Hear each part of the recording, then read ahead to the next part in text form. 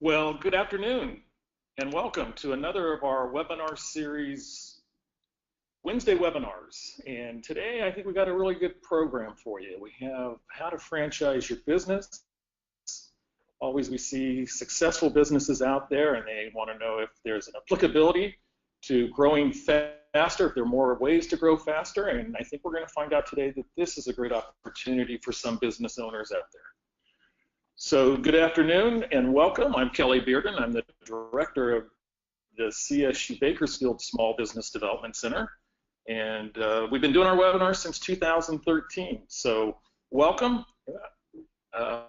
Today, what we're going to be doing is going through the process of franchising. And the CSU Bakersfield SBDC is part of 1,000 small business development centers across the country. And we're part of also the Central California region, where we have 6 regions within California. We're in the Central California region, the San Joaquin Valley from Tuolumne County down to Kern County, and then the Eastern Sierra Range to the state of Nevada, all the way to the Pacific Ocean counties of Monterey and San Luis Obispo. So if you're joining us in any of those areas today, welcome. Our territory here, we serve out of Bakersfield, serves all of Kern County, and the eastern Sierra counties of Inyo and all the way up to Mono, the farthest north of this region. So what do we do at the SBDC? We provide high quality consulting. We have a video that explains it better than I can, so I'll let you listen to that for a second. The California Small Business Development Centers are the state's #1 resource for current business owners and aspiring entrepreneurs. Our 43 SBDC centers throughout the state offer no-cost expert one-to-one business consulting, training, and online courses in a variety of areas like startup assistance, debt and equity funding, attracting and retaining customers, international trade and product commercialization. Our consultants are current and former small business owners, ready to assist you with even your most complex business needs. So, if you are looking for a loan or equity capital for your new tech venture, want to build a new website, need help starting or expanding your restaurant, or would like to sell your products internationally, make the California SBDC's your first stop. To get started, simply visit us online to find the location closest to you at californiasbdc.org. The California Small Business Development Center is ready to help your business start, grow, and succeed. And there's the commercial. Oh wait, there's another commercial. The state of California Employment Development Department now has mandatory e-filing and e-pay for your payroll taxes. So if you have 10 or more employees, that requirement came into effect this year. If you have less than 10, it's starting January 1st. And if you need any help for that, contact one of our consultants here. We hate to see people get in payroll tax issues. And this is one that will help you in the long run, perhaps, with the e-filing and e-paying using the technology that many of us didn't have back in the day.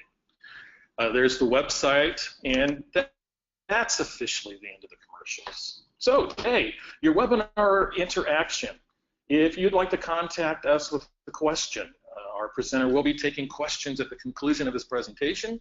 Please open up your question box. You'll see a little right-hand arrow in your dashboard. Click on that and ask a question. Questions are welcome, so please do that, because all attendees are muted. If you want to contact us, it's either through the chat box or through the question. At the end of today's presentation, we will have a survey that is launched. Please complete the survey, and in many cases, the presenter allows their handouts to be distributed, and if you mention that, even though I haven't checked with our presenter yet, if you mention that, we will send you a PDF file of the handouts of today's presentation. And also, this is being recorded for further use on our website. So if you want to rewatch it at a later time, it should be up in about a day or so. Upcoming webinars. Our next one is going to be the end of the month. It's going to be Grants to Grow Your Innovative Business. This is featuring the Small Business Innovation Research Grants, a couple $1 billion thrown out by R&D budgets of the federal agencies, about 12 of them. And so if you have an innovation or technology that you want to try to start as a small business, that's an excellent topic for you to see. And let's go to a couple of poll questions today to try to stimulate and see what is our options out here. So let's open up a couple of polls. And the first one is going to be, how familiar are you with the franchise model? Select one of the following: not at all, very little, somewhat, pretty knowledgeable. I own multiple franchises. So we're getting some feedback, and oh boy, looks like give you another couple of minutes to put your poll question in, then we're going to close it. And okay, wow, we have a split decision here. And we'll close the poll, share the results with you. And it's going to be 2/3 of you are going to say not at all. And the other, as far as very little. So we do have, that's some good information that really assists. And we'll do one more poll as we hide the results here. And the next poll question is going to be, of the following options, which would best describe you? So this is our audience that is here. I'm thinking of buying a franchise. I'm thinking of franchising my existing business that I own. I'm part of a franchise company, or I'm just looking for some general interest in franchising. So again, give you a couple of minutes to get your votes in, and okay, we're going to close the poll in about 2 seconds. It is now going to be closed with a good turnout, and we'll share the results with you. And it's split, mainly with individuals wanting to have some general interest, and also they're thinking of franchising. So thank you for participating in the polls. It gives us a good indication of who is out here today and what we're looking for. So we'll hide those results and move along. And I'll get to introducing our presenter. So our presenter today is Mark Siebert. And Mark is the founder and CEO of iFranchise Group, a franchising consulting organization since 1998. He is an expert in evaluating company franchisability, structuring franchise offering, and developing franchise programs both domestically and internationally. Mark has personally assisted more than 30 Fortune 2000 companies and more than 500 startup franchises in helping them grow their particular business. So, Mark, welcome. It's great to have you here today. Thanks, Kelly. And take it away. Okay. Well, as you probably see from the screen here, the main focus of my presentation today is on how to franchise your business. And I think that for those of you who are looking to get a general knowledge of franchising or thinking about franchising, this will be spot on for you. And for those of you who are looking at buying a franchise, I think this will probably give you a little bit of insight sort of from the other side of the coin, how a franchisor looks at it, and may provide you with some understanding as well, although it's really not geared toward how to make a buying decision per se, but it'll give you some general information, right? And I hope that that will serve your purpose. Just to give you a little bit of background, Kelly told you a little bit about me. I'm the CEO of a company called the iFranchise Group. The iFranchise Group is the country's most experienced and largest franchise consulting firm. We have 500 plus years of franchise experience. 98 of the top 200 franchise companies have done work with either with us or one of our consultants in their prior lives. And our focus as an organization is to bring really experienced folks. So former CEOs, CFOs, EVPs, VPs and heads of franchising for 24 major franchise companies. I won't go through them here. You can read them on the screen. And so between us, we've got an ability to bring a lot of resources and work on companies that are getting into franchising from the standpoint of developing strategic plans, developing quality control like operations manuals, marketing materials, helping them develop their organization. And that gives you a little bit of background about who we are. So let's start with talking a little bit about, in general, what is franchising for those of you who have limited knowledge, and it sounds like that would be a few of you. Franchising is a legally defined term. So under the FTC rule, the Federal Trade Commission Rule 436, the definition of a franchise is a business relationship that includes three things. First is the use of the trademark, like McDonald's. The second thing is what's called the exercise of significant operating control, or the provision of significant operating assistance to the franchisee as a part of that relationship. So that could be anything like providing them a territory, or providing them an operations manual, or training them. There are 18 different things that can trigger that second element. So it's pretty easy to trigger that part. And then the third part is the collection of any fees, royalties, markups over and above a bona fide wholesale price, or any other monies that you would get from franchisees. So when you're talking about the money that you would collect from these guys, if the money flows upward to you, then it's very likely going to be a franchise. And if the money flows downward, it might be something separate. So if you were an insurance agency, for example, the money goes to Allstate and then flows downward, that's not a franchise. If the money came to you as the agent and then went up to Allstate, it would turn it into a franchise. So if you have these three elements, you're going to be a franchise regardless of what you call it. Some state definitions vary fairly considerably. Most are fairly similar, but in New York in particular, you only need two of the three elements to turn it into a franchise under New York law. So there's a federal definition, and then there are 14 different states that have state definitions of what a franchise is. It doesn't matter whether you call it a franchise. It doesn't matter whether you call it, an apple. It can be whatever. It can be whatever you call it. If it meets those three things, it's legally going to be a franchise. California is a registration state, so very important that we understand those things.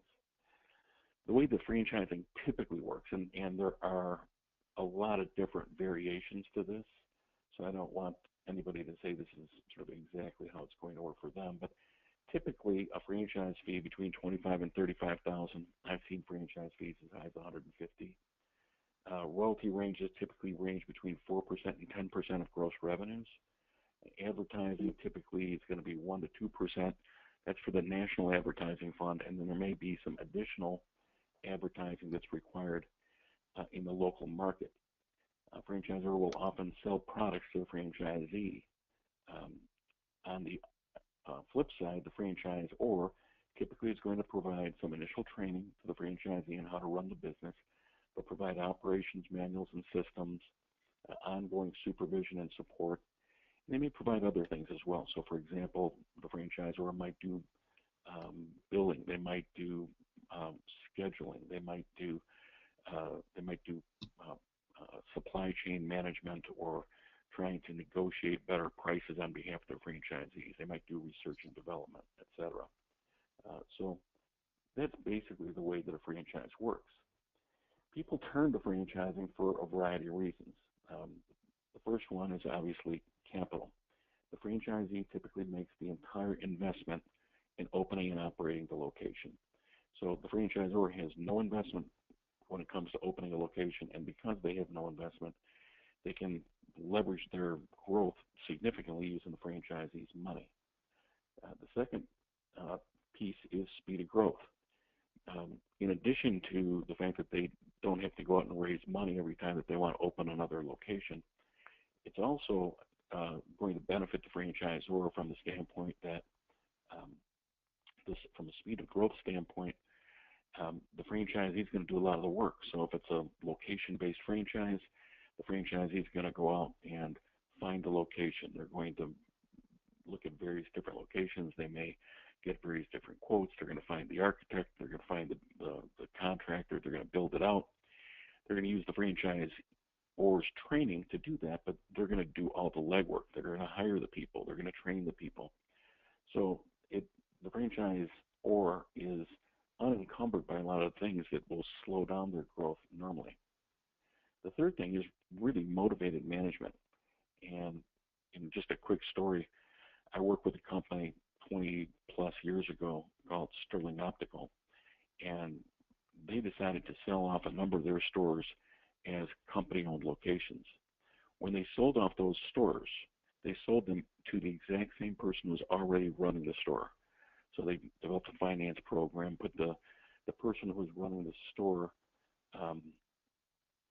in as a owner instead of a manager, sold off 66 locations, and average unit volume went up 32% in the stores that they sold. And the reason for that is pretty simple. The franchisee is highly motivated.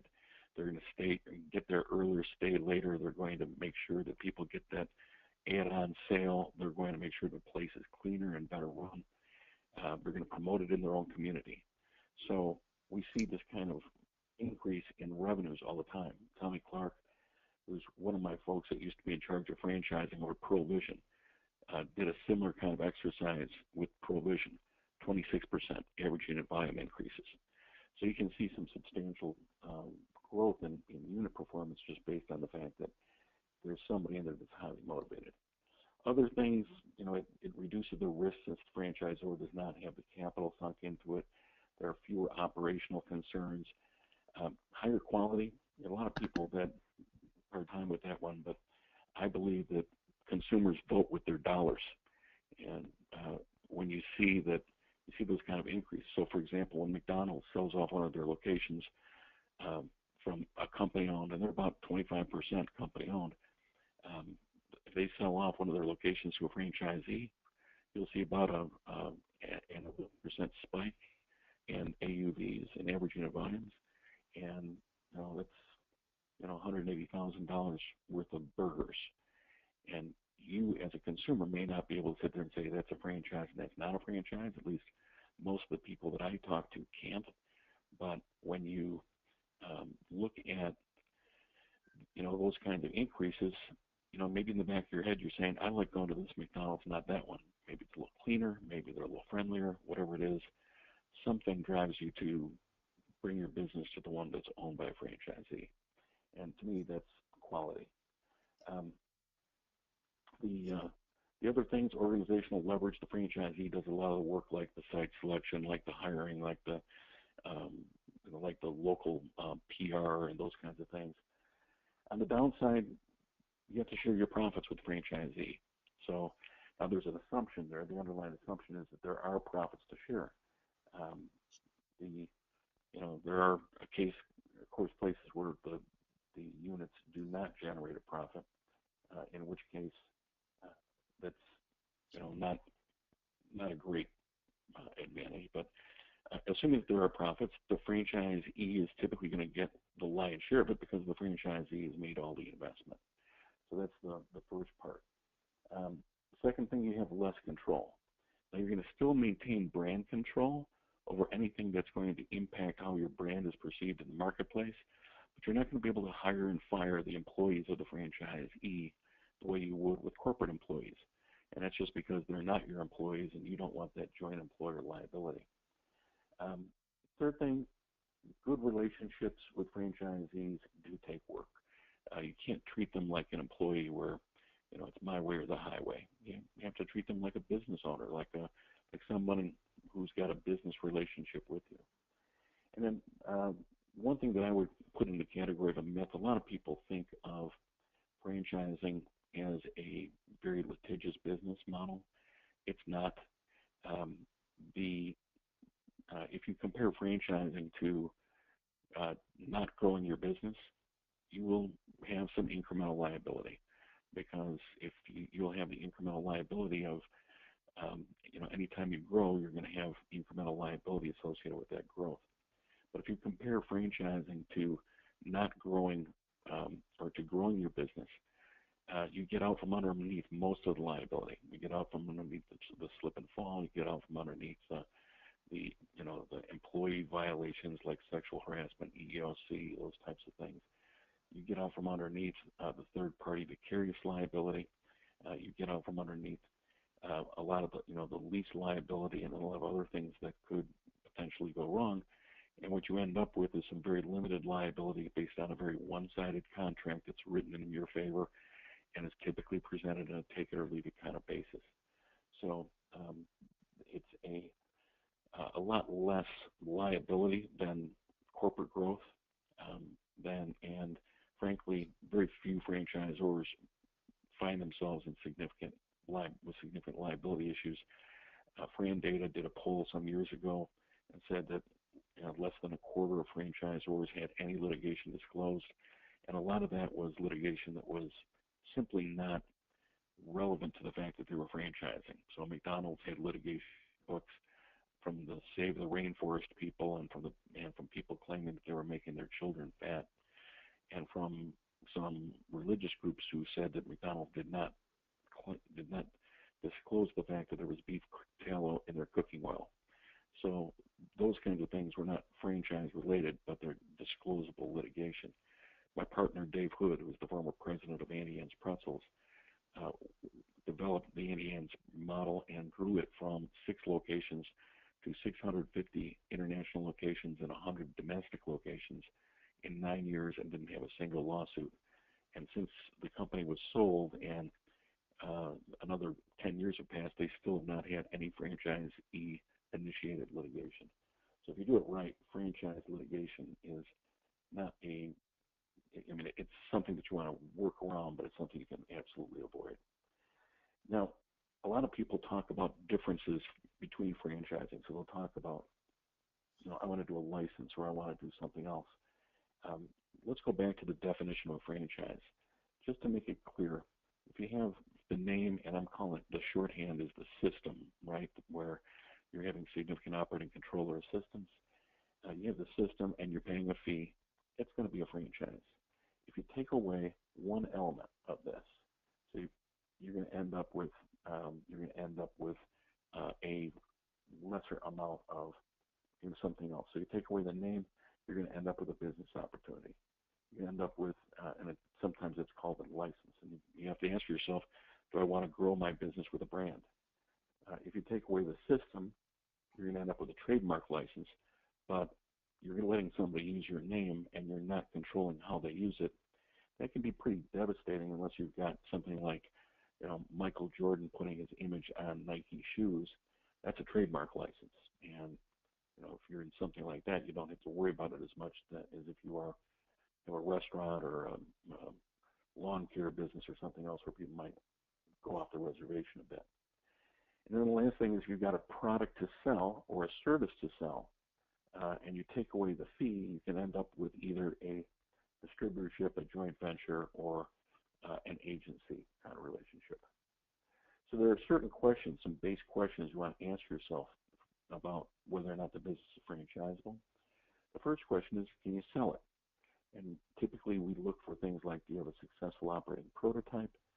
Do you have some credibility, either personal or does your concept have credibility? Do they have lines out the door? Do they have, do you have a great team in place?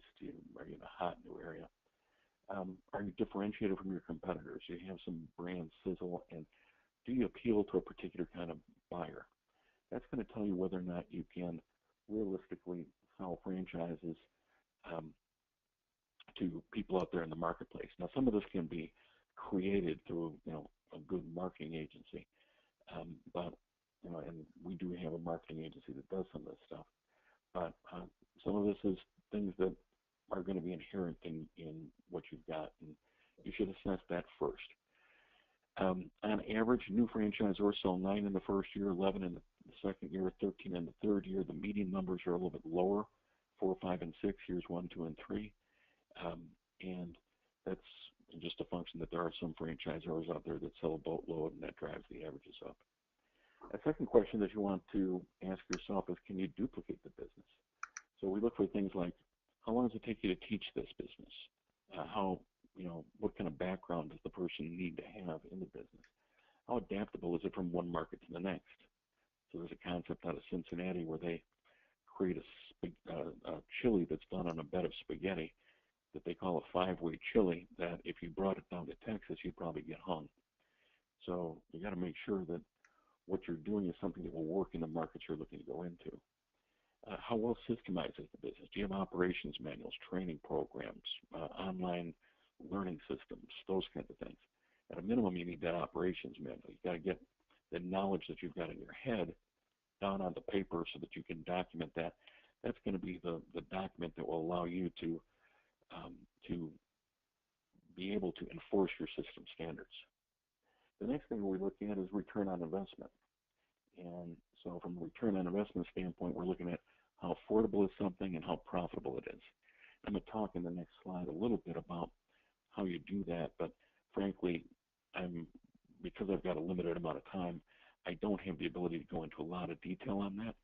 So I'm happy to do that for anybody who'd be interested in that separately, where I can have one of my folks walk you through this return on investment calculation. And the last question, and this is not franchise specific, but it's really what does it take to succeed? And typically we look for what are the market trends? Are you adequately capitalized, and do you have a good management team? And the strength of the management team is what's going to, more than anything else, is going to dictate your success, because management can solve the other issues like adapting to the trends or finding capital, but there's no cure for bad management. Ultimately, what you want to do is you want to create a win-win scenario. So it's a win for the customer, it's win for the franchisee, it's win for you as a franchisor. If you can't do that, you can't franchise. It's got to work for everybody involved. And as I said, on the ROI hurdle rates, the franchisee's got to make, just as a perspective here, they've got to make a return on their time. So they're investing some time in this. They're also going to, because they could always go out, they could get a job, they could, have a salary. And so they want to get something that would at least be equal to a market rate. The franchisee should also make a return on investment on their money. So it's no different than if they invested in the stock market or in the bond market. They want to make a return on that. So if you add those two things together, understanding that they're going to have an ability to get their investment back at the end of the term when they can sell their franchise, that gives you an idea of what a franchisee will need to make in order to make this attractive. And these returns have to be after we've deducted whatever royalties you're taking. So typically, franchisees do expect that it's going to take some time to build their business. We look at year 3 returns, or sooner, if you can get them sooner, but year 3 would be the latest we look at it. And we're looking for about a 15% ROI for owner-operators, and we're looking for about a 20% for area developers, because they're going to need to have some additional overhead as part of their process. And there are occasional exceptions, so if it's a lifestyle business, some of the physical trainer jobs and things like that, you might be able to do it with a little bit less ROI, but those are the general kinds of rules. Now, one of the questions that I get a lot from people who are thinking about franchising is, they say, shouldn't I perfect my business first? And what I tell people is that you're not going to perfect your business. If you think you've perfected your business, it's time to sell, because somebody else is out there gaining on you. The menu below is the menu from McDonald's when they started franchising. It was very different than the menu that they've got today. So again, it's a matter of evolving the concept, and that's part of what the franchisee is looking at you for. What I would say, though, is that your speed to market should be dictated by a couple different things. First is the market itself. If you've got something where you're going head-to-head with very established competitors, you want to go head-to-head with McDonald's, you need to make sure that model is well refined, because you're talking about a $30 billion company that is a monster from a marketing standpoint. You need to make sure that you are really ready to go head-to-head with that company. On the other hand, if you are looking to do do something that is really unique, you need to get to the market relatively quickly, because the more unique it is, the more you run the risk of someone with a notepad and a camera coming in there and grabbing the first mover advantage away from you. And so that's the first thing. And then the other thing you have to look at is what your goals are. So when you're looking at your goals, what you want to take a look at in particular is, where are my goals, and what do I need to do? So there's nobody holding a gun to your head saying you have to grow fast. So that's, again, part of the things that you should look at in terms of when you should be franchising. In terms of sort of the risks that are involved, and actually this is sort of showing up funny on my screen here. I don't know why, but this line that goes like this is the one that I'm talking about as the business model risk. You can forget this square part.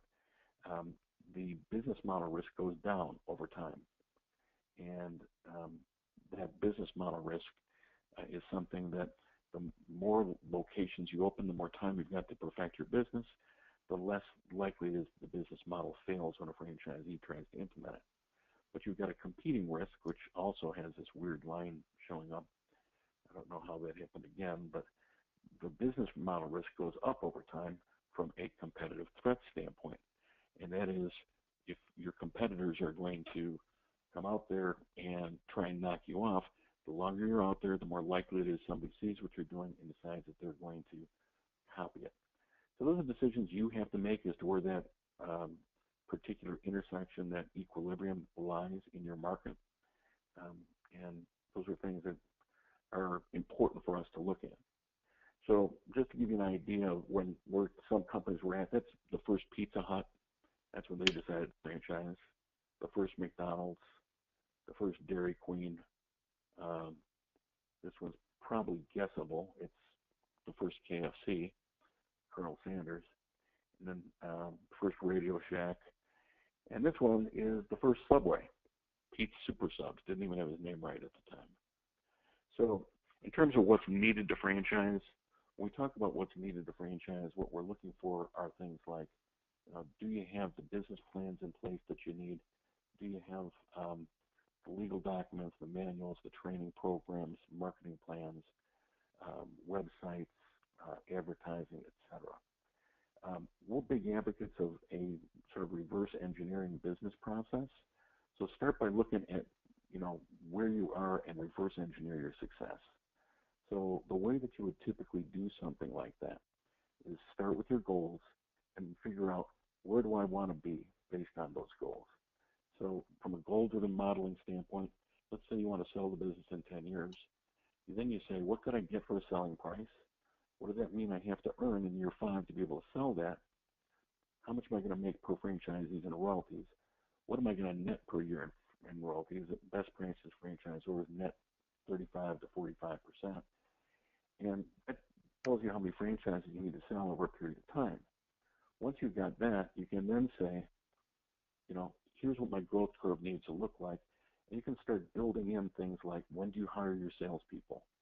Year 1, year 4, year 5, knowing that a franchise salesperson could probably sell 20 franchises. When do you hire your field reps, your support staff? When do you bring on different people, and how much money you have to spend on marketing? How much office space do you need, etc.? Brochures, everything. The problem with a lot of strategies is people sort of take this ready, fire, aim approach, and they will try to do exactly what other people in the market have done. Me Too is really a recipe for disaster. And it's that way for a number of reasons. You just want to make sure that you're doing something that's unique in the marketplace. And I'll give you an example. If you look at sort of the impact of making a 1% mistake on a royalty, in this scenario, just as an example, it would cost you, if you just sold 100 franchises that were doing $500,000 a year, and you charged 6% and you should have charged 7%, that's a $15 million mistake. And so those things are real important. Quality control, again, another important aspect of this. You need to make sure that you've got parameters in place for franchisee selection, for documentation, for support, and for legal compliance.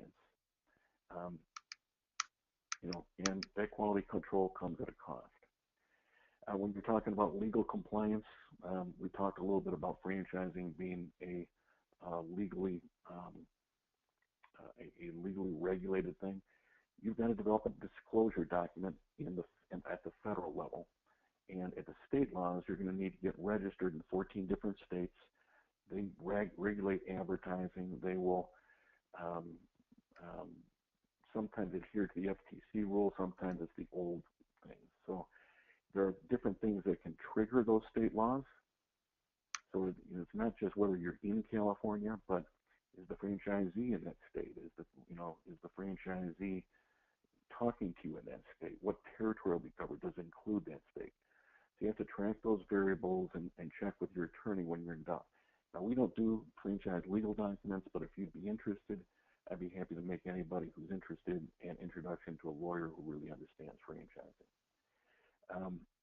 State-specific legal issues, again, I won't go through these in much detail, but advertising and relationship laws, termination, escrow, and these are the states you have to look out for. Again, doing it wrong leads to some substantial exposure.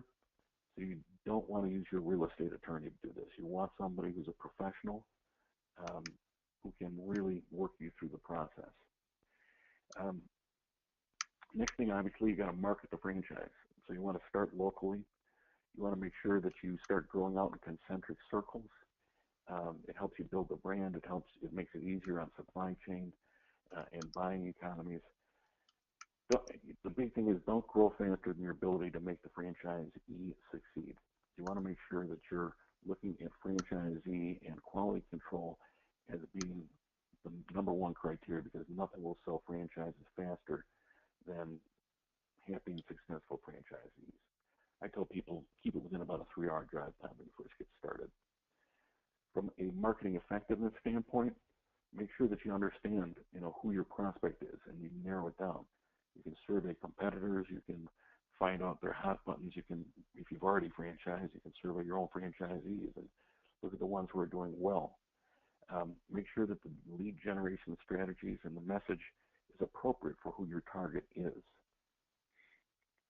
And, some interesting things here in terms of who your franchisees are looking for. 40% saying a known brand is not vital. And while 40% say they prefer a known brand, they're open to newer concepts. A lot of these folks are going to visit your office. Some of them are going to be involved in franchising because they're losing their job. Almost all of these guys are going to talk to your franchisees. So again, happy and satisfied franchisees are key. This sort of shows you what the process for selling franchises looks like. And Kelly was mentioning earlier that some of you guys may want to get a copy of the presentation. I'm happy to send this to you so you can go through this in a greater level of detail than what we did originally. But basically, your average cost per lead is going to run $60, $70. You're going to send them some material, pre-qualify them. A lot of people are just not even going to answer the phone on you. It's really sort of like being in the frog kissing business. You sort of got to kiss a lot of frogs before you get a prince. And the timetable that it's going to take you and the cost per sale, you're looking at sort of the average cost of about $9,000. The median cost is a little bit lower, about $7,000. You're going to end up with a close rate. So if you get 100 franchise leads, you're going to end up with a close rate that's going to be somewhere in the vicinity of about 2%. So the good news and the bad news is sort of the same thing. The good news is it costs a lot of money, between $7,000 and $9,000 spent on marketing to sell a single franchise. But the good news, so I guess it's the bad news, but the good news is that the more money you put into that marketing funnel, the more franchises you can sell. So you spend more money, you sell more franchises. There's about a 12-week time horizon. So for example, if you wanted to sell one franchise per month, you'd start out by spending $7,000, $8,000 in January, $8,000 in February, $8,000 in March, and you haven't gotten the franchise sale yet, at least statistically speaking. By April, some of the January leads should have ripened, and you should get $7,000, $8,000 in spend, but a $25,000, $35,000 franchise fee back. So you need to be able to fund that initial outlay of capital. But if you can, franchise sales are relatively predictable. You got to have a good sales process and good materials, etc. But relatively predictable. And start with having good materials. Make sure that that you're targeting specifically franchisees. Remember, states are regulated or regulate your marketing materials. So make sure that you've got a great website. Make sure that you've got a good brochure and a full-size brochure. Print them out. I know that this is the electronic age, but print out the brochures because they're going to want to show these things to the people that will influence their buying decisions. So they're going to want to show these tools to the banker, the lawyer, the accountant, the spouse, and everybody else is going to tell them they're crazy. So you want to have something that's nice. And be sure that you have your lawyers review everything before you submit them to the registration state and before you get them printed. Again, franchise sales are pretty predictable. You start with a good concept, the right message, a good marketing plan, an adequate marketing budget, and good sales techniques, and it's going to result in a certain number of leads, which leads to a certain number of meetings, which leads to a predictable number of franchise sales. I mentioned these averages a little bit earlier, but here is the other thing to take into consideration when you're talking about how to sell franchises. The things we talked about earlier, having a good concept, having a good offer and structure, having a good marketing plan, marketing materials, ad materials, and a sales process, those things are all going to influence how many franchises you can sell. But the back half of this, the post-sale activities, is just as important. You have to be selective in terms of who you take on as a franchisee. You have to provide them good training. You have to provide ongoing support and assistance. Either it might be site selection, it might be for the opening support and ongoing support, and visiting them and making them know that you're committed to helping them be successful, communicating with them on a regular basis. Those things are all going to lead to validation. Remember where I said that 80% of franchise prospects are going to talk to your franchisees? If those franchisees are all saying, Mark led me astray, he told me that this was going to be a great opportunity, and I've lost my life savings, I've lost my wife, my kids, my car, my dog doesn't like me anymore, I'm living in a box underneath a railway station, guess what? You're not selling any franchises. So the consumer's perception of your concept and value proposition will go away very quickly. So you got to make sure that once you've sold these guys, you make them successful, and that should be your capacitor for growth. Remember when you do this as well, when you're trying to set your budgets, the present value of a single franchise over time, could be hundreds of thousands of dollars. So while you collect that over time, think of it in your decision-making process. Remember that you're going to get an ongoing, like an annuity from your franchisees over a long period of time. From a sales process standpoint, again, be selective in who your franchisees are. Hire the best salesperson you can afford if you're not good at doing this yourself. There are firms out there, again, that I can refer you to that do outsource sales. I don't do that myself. Maintain your personal involvement with these folks. Let the brand maintenance be your guidepost, and your franchisee success be your guidepost, and measure everything. A lot of people don't measure their cost per lead, cost per sale, cost per time to close, your costs per media, etc. And then they have no ability to make good judgments in terms of how to tweak it because it's not the same for everybody. If you are interested in franchising, this sort of outlines what the process looks like. So it starts with a strategic planning process. Typically, you want to do your strategic plans first for your legal document before you do your legal documents, because otherwise, once you've done your strategic plan, you have to go back and pay your lawyer a second time to update the legal documents. So normally you do the strategic planning first. Then you develop your quality control tools like operations manuals. Then you develop the marketing plans and marketing tools. And make sure that your team is educated on how to sell and how to implement. Now, what I would tell you on this is that when you're doing these kinds of things, this, and you'll notice at the top here, this talks about a plan for aggressive growth. We do pretty much everything on here except for the legal documents, and again, I'm happy to make a referral to the lawyers. But this is not just sort of a one-size-fits-all. You know, you may find yourself in a situation where you have aggressively, and assuming that you do have that less aggressive growth plan, you might cut out various different things from this. So you could easily cut things out. So, you know, on the quality control side, for example, you might cut out the training videos and the learning management system and the training programs. You could cut out promotional videos, etc. So those are the kinds of things that you have to keep in mind. I would tell you that, you know, when you think about franchising, a little bit of fear is normal, and it probably means that you're thinking correctly, because this is a big decision. You shouldn't just jump into it. It should be something that you consider thoroughly before you jump in. But understand that the transition is usually pretty gradual. Talking about, you know, it's not like diving into the deep end of the pool. It's more like sort of walking out into the ocean. And I'll give you another example of that real quickly, and that is, imagine that you're trying to sell a franchise per month.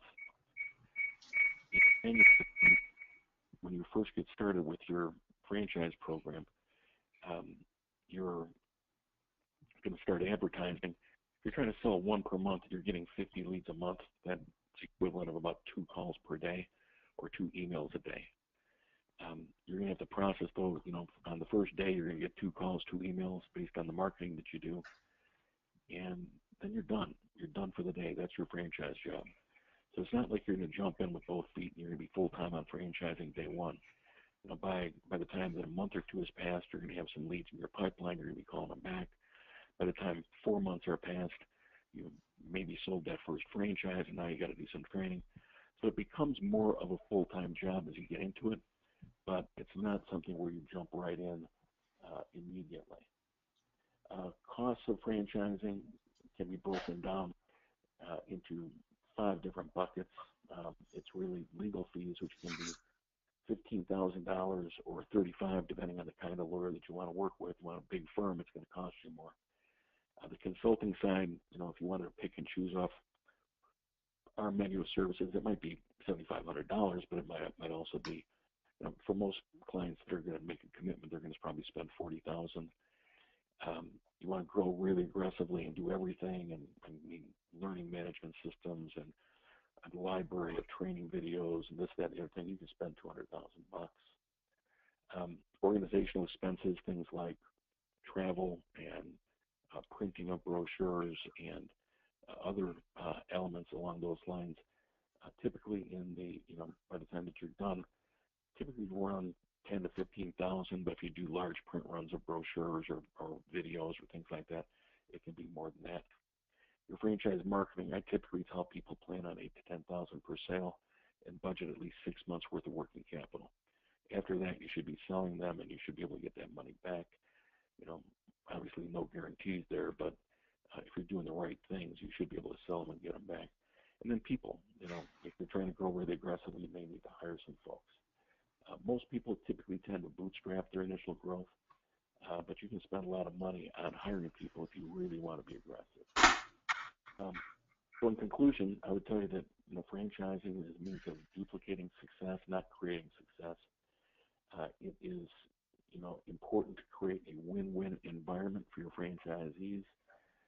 You want to be selective in terms of who those franchisees are. You want to make sure that you understand that you are opening a new and different business. It's not the right solution for every business, but for those companies that it is a good solution for, it provides a very very powerful business expansion model, probably the most powerful ever. For those of you who are looking to learn more about franchising, I'm happy to send anybody a copy of my book on franchising with my compliments. So what I would ask you to do is, if you're interested in a free book, on the subject. It's about a couple hundred pages, and it's published by Entrepreneur Press. So some good people have felt pretty good about it. Just send me your name, your contact information, so where I should mail the book, the company name, your phone number, and just mention that I offered this as part of the SBDC seminar, because I don't give out free books to everybody. If you're interested, I'd be happy to do this to help you guys further your information. Likewise, if you are interested in talking to us, you can go to our website and request additional information. And in that process, you can get a free video, or you can get, we'll send you brochures or schedule a time to call and see if we can answer some questions for you.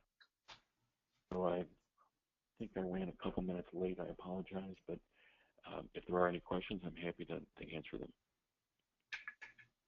We do have a question or two, Mark. Great. The question that we got was, the first one was on exclusive territories. What is the rule of thumb on exclusive territories? Kelly, I'm getting a big echo from you. I'm having a hard time understanding you. And I see that you're on here twice as the organizer. I don't know if one of your computers is.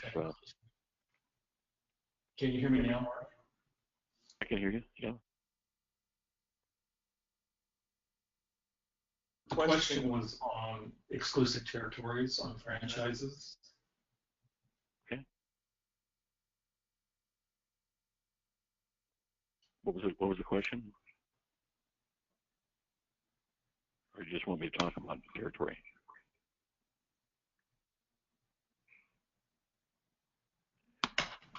Kelly, I'm not hearing you, so I'll just, what I will do is I'll answer just a general question on territories. There's a lot of different ways to do territories. You can have an exclusive territory, or you can have a non-exclusive territory where you've got multiple franchisees in a territory. You can grant no territory. You can develop a territory based on any parameter you want. It doesn't have to be a geographical boundary. Some people used to do radius boundaries. We don't recommend radius boundaries for very few people that we recommend that for. You could do it based on maps that you would attach to your franchise. You can do it based on population. You can do it based on number of schools, or you can do it based on the number of kids, or you can do it based on whatever parameter that is driving your business. When we go through the strategic planning process with our client, we probably spend 2-3 hours just going through what the options are on territory for a lot of the clients that are thinking about granting a territory.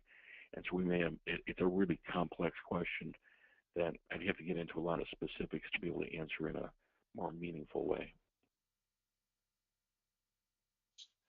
Great. You got me now, Mark? I got you great now. Oh, good. Well, I can actually say we at the SBDC, we purchased the franchise business book that Mark has written, and it was, I'm not completed with it, but it is a fantastic read and really informative, and really it should be a next step for individuals that really want to look into franchising their business. Well, Mark, we're out of questions, we're out of time, and I really appreciate you joining us today. Well, thanks for having me, Kelly. I sure appreciate it. It's a fantastic topic and a great way to grow your business that a lot of people don't think about and don't understand. And it's great to know that there's experts out there that can really help that process. So please, audience, take advantage of Mark and his generosity and his ability to answer questions in the book deal. So, and we do also have an office in Irvine, so if any of your folks are... Yeah, go ahead. Sorry? Yeah. I was saying we do have an office in Irvine, so if any of your folks would like to meet with our people face-to-face out in California, and, you know, we sort of feel that it's a good use of their time, and they've got something that might be worth a conversation, we'd be happy to meet with them out there as well. Well, great. Well, thanks, Mark, and appreciate it. And for Mark Siebert, this is Kelly Bearden. Thank you for attending today's webinar on franchising your business, and have a great day. And goodbye, everybody.